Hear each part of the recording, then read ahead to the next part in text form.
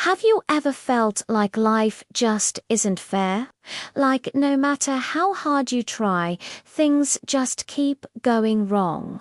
If so, you're going to want to hear this story. It's about a young man named Joseph, and it's a powerful reminder that even in our darkest moments, there's a bigger plan at work. So, where did we leave off? Joseph had been sold by his own brothers and ended up as a slave in Egypt. But here's the thing about Joseph. He had incredible integrity and a strong faith. He worked so hard and was so trustworthy that his master, a high-ranking official named Potiphar, put him in charge of his entire household. Things were finally looking up. But then disaster struck. Potiphar's wife tried to get Joseph to do something he knew was wrong. When he refused, she got angry and falsely accused him of a terrible crime. Just like that, Joseph went from being the head of the household to being thrown into a dark, cold prison. Can you imagine the despair? Betrayed by his brothers and now punished for doing the right thing. It would be so easy to give up, to become bitter and angry at God. But Joseph didn't. Even in prison, he kept his faith.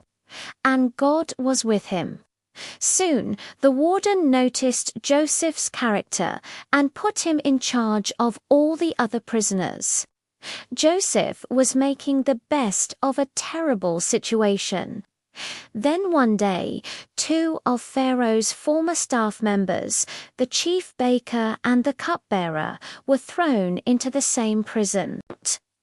Both of them had very strange dreams one night and were deeply troubled.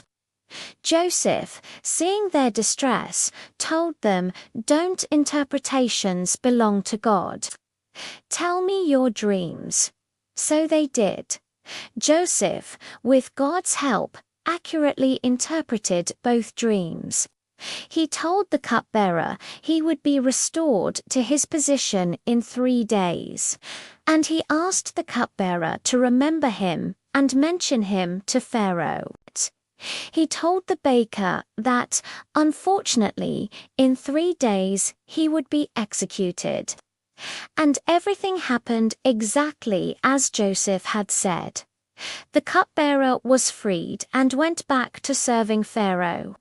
You'd think the cupbearer would immediately tell Pharaoh about the amazing man in prison. Right. Wrong. He completely forgot about Joseph. For 2 more long years, Joseph sat in that prison, waiting. 2 years of silence, 2 years of wondering if he'd ever be free. It's another one of those moments where you just think, come on, give the guy a break. But then God moved again, this time in a big way. Pharaoh himself started having dreams, 2 of them back to back, that none of his magicians or wise men could understand. He dreamed of 7 healthy, fat cows being eaten by 7 skinny, ugly cows. Then he dreamed of 7 full heads of grain being devoured by 7 thin, scorched heads of grain. Pharaoh was terrified. He knew these dreams meant something important. That's when the cupbearer finally remembered.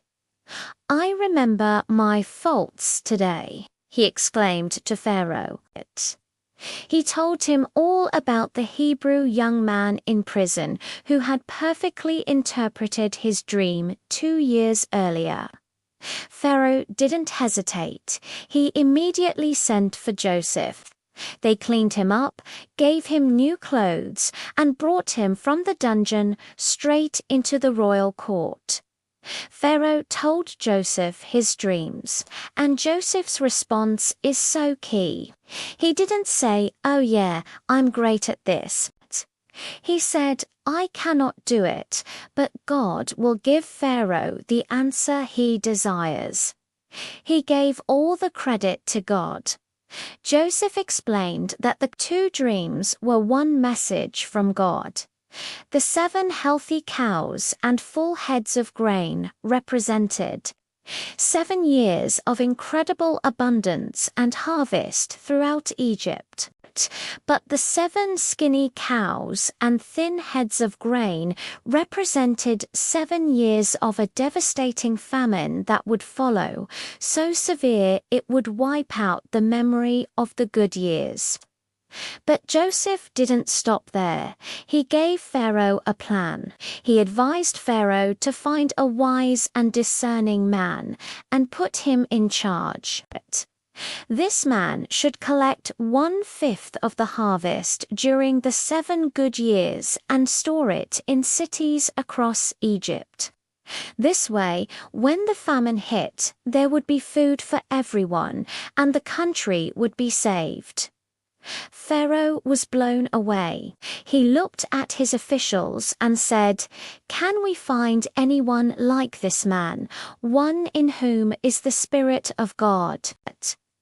He turned to Joseph and said, "Since God has made all this known to you, there is no one so discerning and wise as you.